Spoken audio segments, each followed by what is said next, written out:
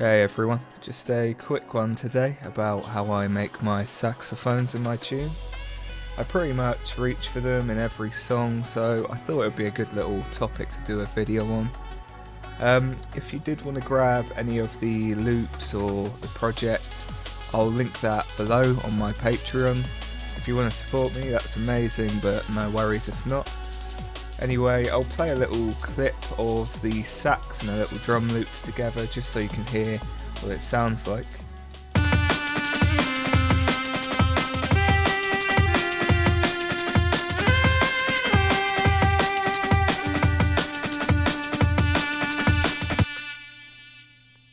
So the source of the sound is from a third-party Contact plugin. It's made by a company called Embertone, and it's called Sensual Saxophone, which is a great name and it has a great UI. I'll link that below if you're interested. So this button here is probably what grabs you at first. It doesn't quite do what it says on the tin, but it gives a ton of character. It's probably a reverb and distortion button, something like that anyway.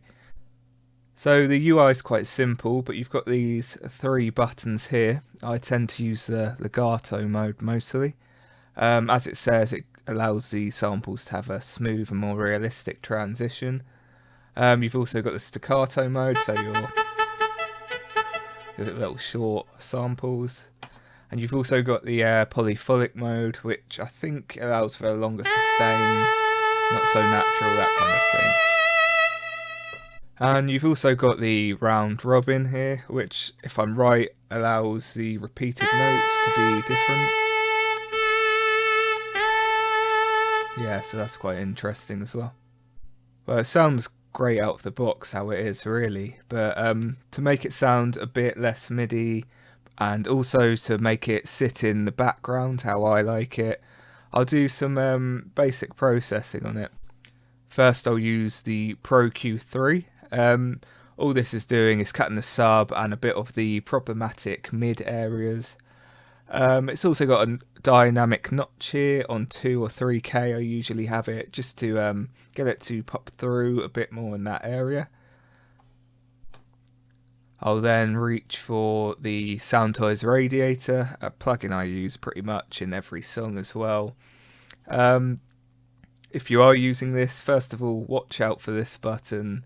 There's been many times where I've left it on and wondered why feedback is happening, but yeah, it's just the analog modelled feedback for the amp. It's a great plugin though. It kind of takes it out of the box, I like to think, and makes it sound a bit more analog and real. Next up is the Pro C2. This is just very light compression to kind of control the peaks. I like to have my sax more sitting as a pad layer or a texture layer, so yeah, this is just helping it sit in the background a bit more.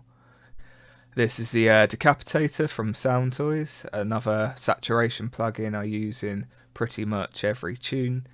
This is to just give a little bit of character and presence to the high mids. Yeah, just to again make it sound a bit less MIDI.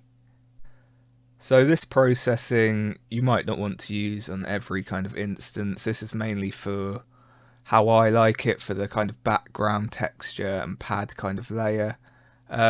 Maybe you wouldn't use a delay or a compressor if you wanted it to be a bit more real and sit more up front. So this is what you get all together. I'll give it a play one more time through.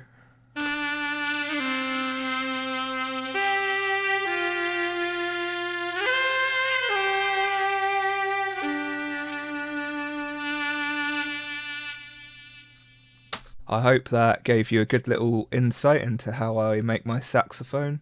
If you did want to grab any of the loops or the Ableton instrument rack, I'll link that below.